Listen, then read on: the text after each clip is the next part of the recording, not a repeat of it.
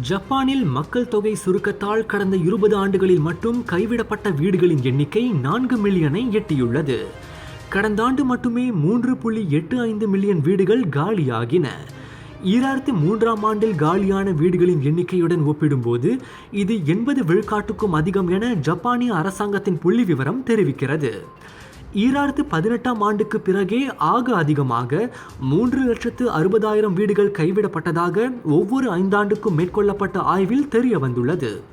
உலகின் 2வது மிக வயது மூப்பான மக்கள் தொகையை கொண்டிருப்பதோடு பிறப்பு விகிதமும் படுபாதாளத்திற்கு சரிந்துள்ள ஜப்பானில் கிராமப்புறங்களில்தான் இப்பிரச்சனை பரவலாக உள்ளது.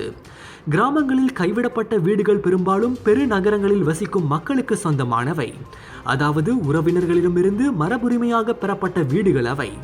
அதே சமயம் வீடுகளை புதுப்பிக்க முடியாத அல்லது விரும்பாதவர்களும் அவற்றை உறவினர்களிடமே கொடுத்து விடுவதும் வாடிக்கையாகிவிட்டது.